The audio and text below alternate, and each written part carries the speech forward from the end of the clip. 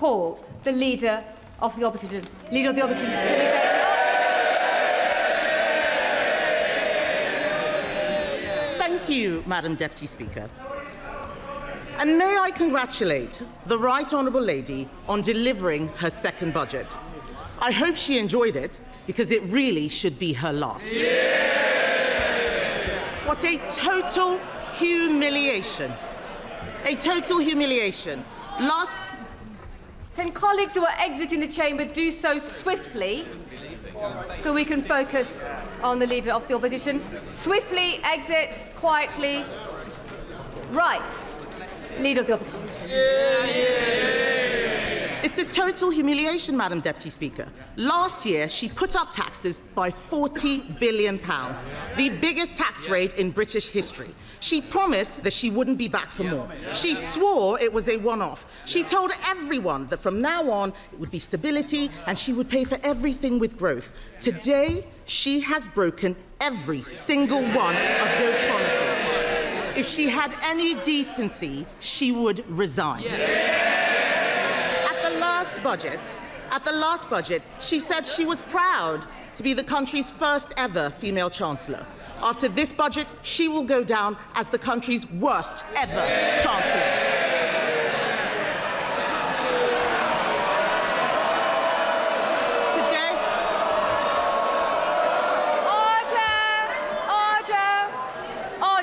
And the Chief Whip in particular knows that we don't allow clapping in the chamber. Yeah, Leader of the Opposition.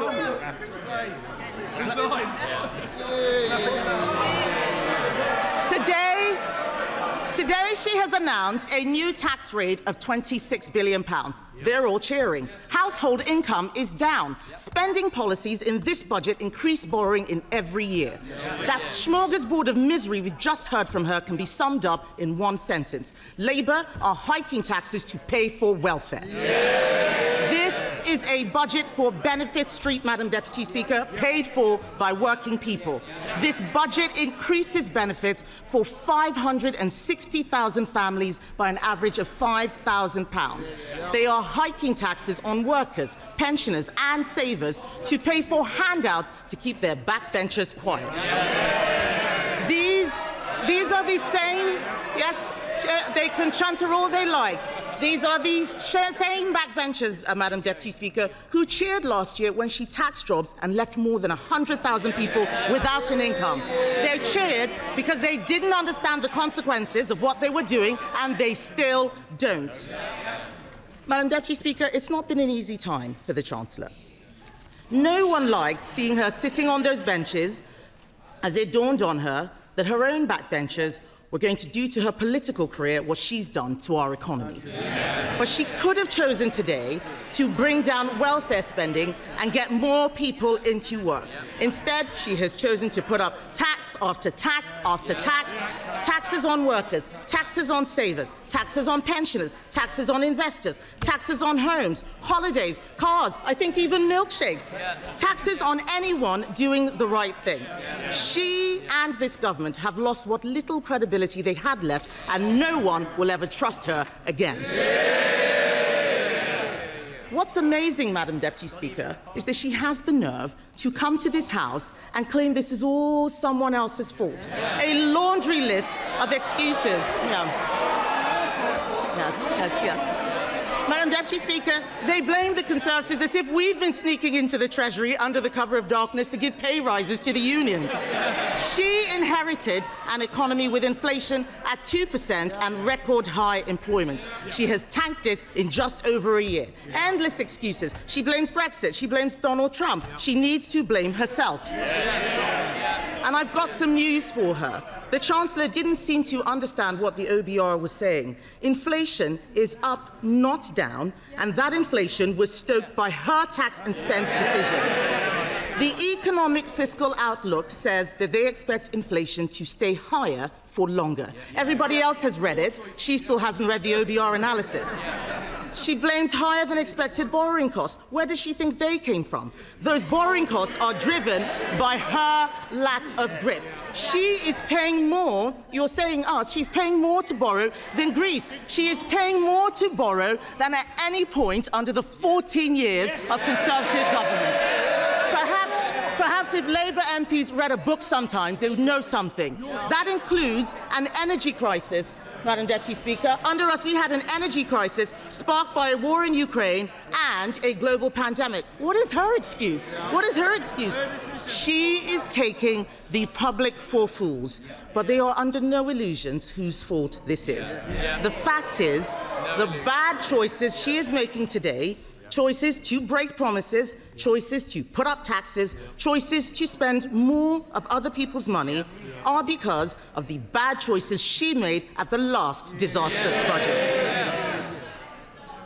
If you want growth, you need to start with knowing what kind of country you want to be and make a plan to get there. Create certainty for the people and businesses who will drive growth. There is no growth and no plan because Labour focused on settling scores and scratching the itches they had in opposition. She promised stability, she delivered chaos. Just look at the circus around this budget. First the leaks, then more leaks to try to undo the damage. Calling panicky press conferences, U-turning on her U-turns, rolling the pitch one day only to plough through it the next. She had the cheek to talk about stability, Madam Deputy Speaker. She has become the first Chancellor in history to release the whole budget ahead of time. This is extraordinary. It tells you everything you need to know about her grip on the Treasury. She's making the UK a shambolic laughingstock to international investors, and if she doesn't resign for breaking her promises, she should sure as hell go for this.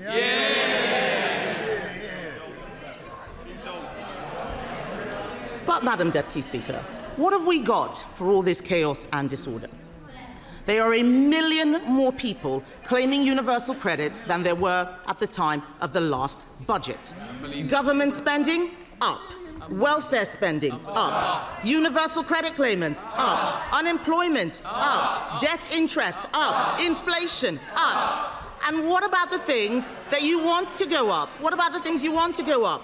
Growth, down. Investment, down. Business confidence, down. The credibility of the Chancellor, and not just down, through the floor. These figures are shocking. Does she really think that anyone will be confused by the sleight of her hand that she had in her speech? Her speech today was an exercise in self-delusion. Today, she had an opportunity to apologize and show some humility. Instead, we've been fed puff pieces in the Times and the FT showing a woman wallowing in self-pity, whining about mansplaining and misogyny. Madam Deputy Speaker, let me explain to the Chancellor. Woman... Order. Colleagues need to simmer down, most definitely, and just breathe a little and allow the Leader of the Opposition to be heard. Leader of the Opposition. All we've had is wallowing in self-pity and whining about misogyny and mansplaining. So, Madam Deputy Speaker, let me explain to the Chancellor, woman to woman. People out there aren't complaining because she's female. They're complaining because she is utterly incompetent.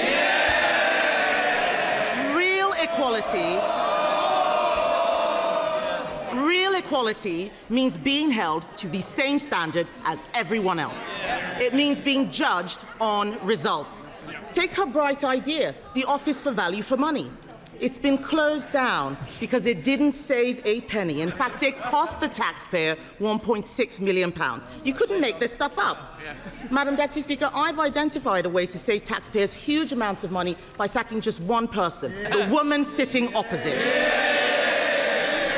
The ex-chief economist of the Bank of England was not mansplaining. He wasn't mansplaining when he said the uncertainty around today's budget is the single biggest reason growth has flatlined. What did the Chancellor think would happen when she went on breakfast telly to do an emergency public service announcement? I interrupt your Cheerios to bring you this frightening message about income tax. And then, unbelievably, she changed her mind 3 days later. No wonder people are in despair. She says she wants people to respect her. Order. Conservative colleagues are drowning out the Leader of the Opposition speech, so just be mindful nobody will be able to hear her at home. Leader of the Opposition.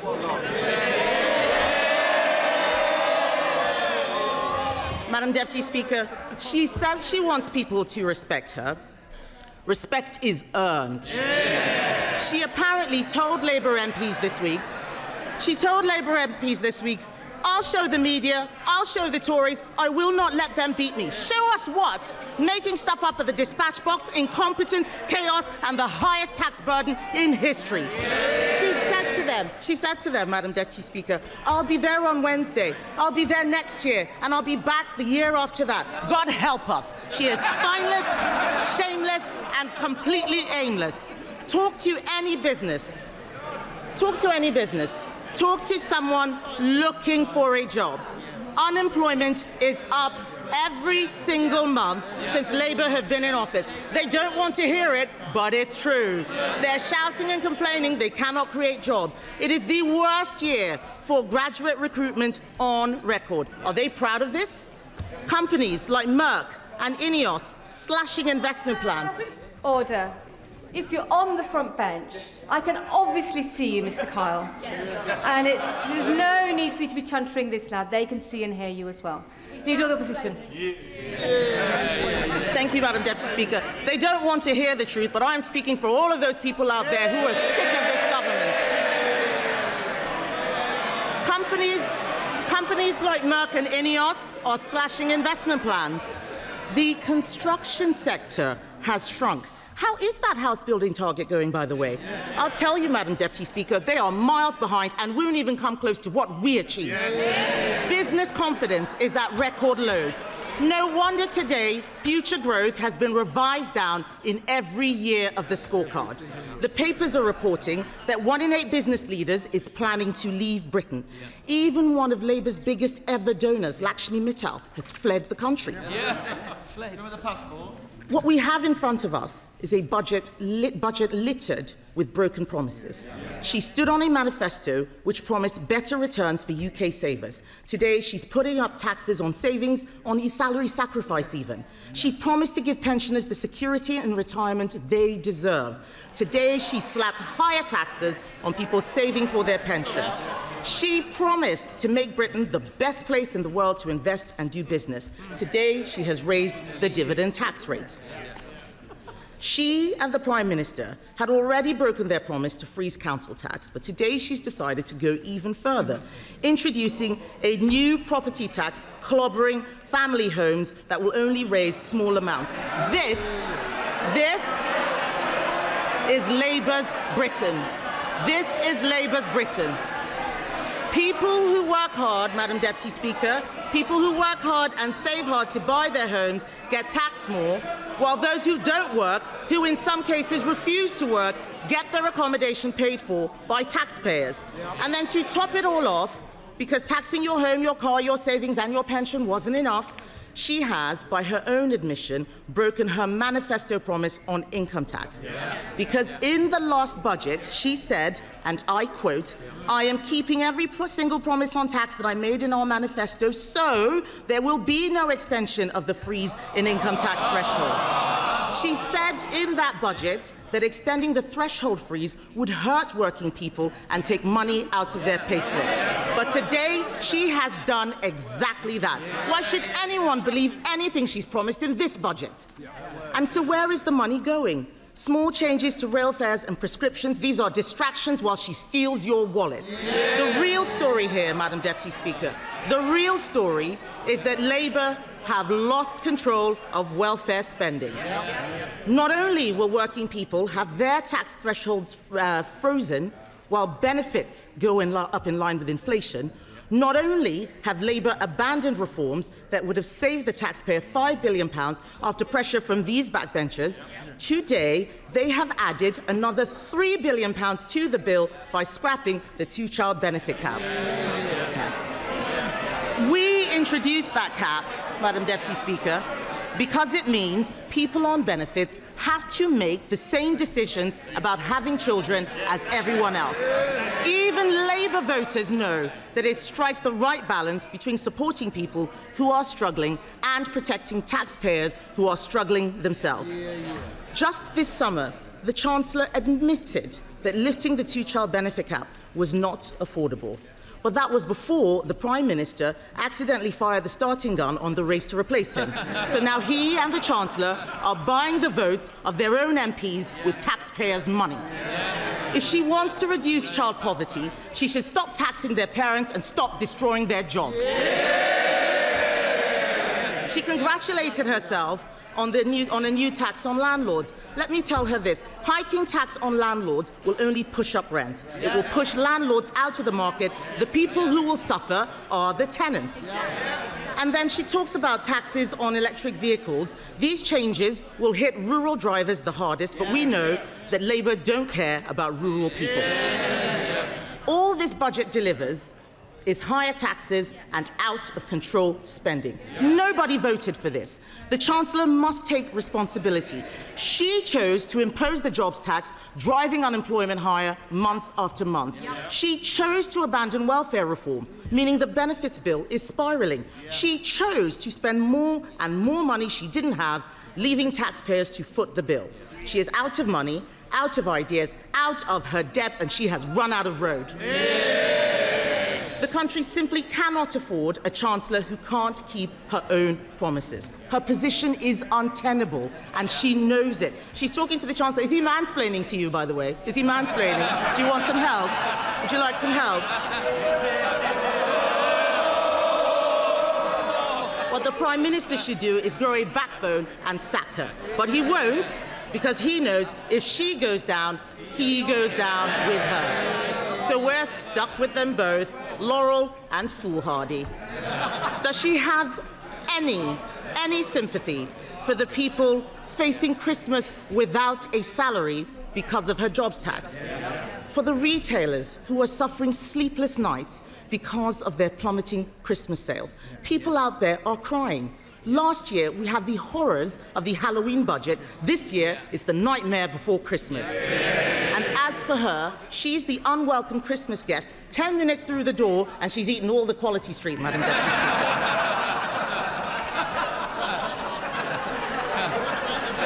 But let me tell the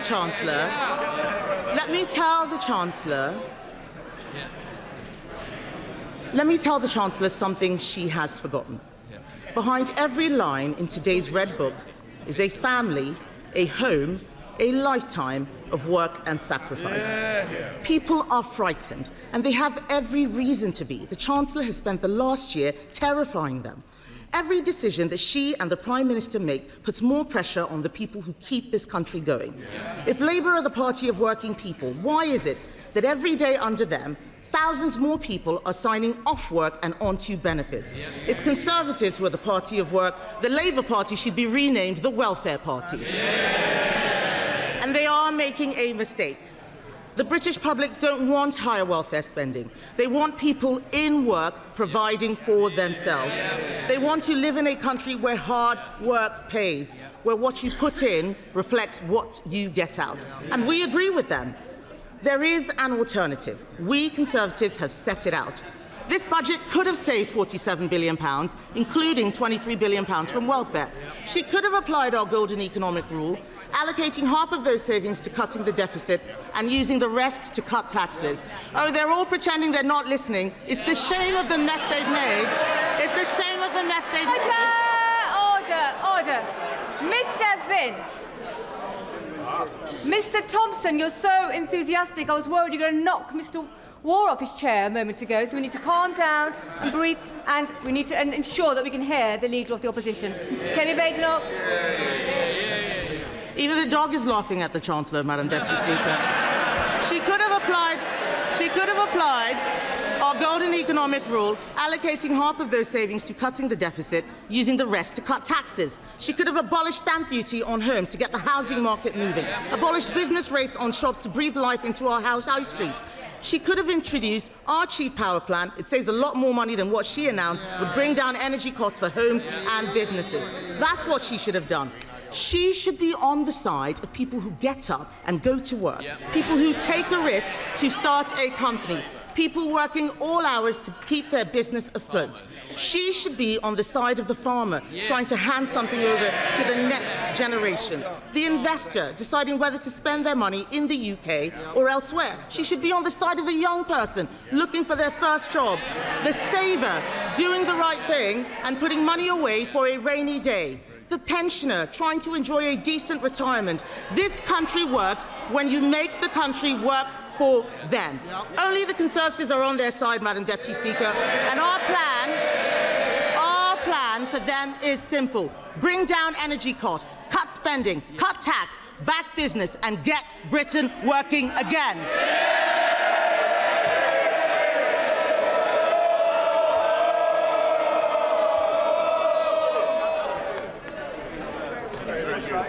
Colleagues are exiting. Can they do so quietly and quickly before we come to our first backbench contribution?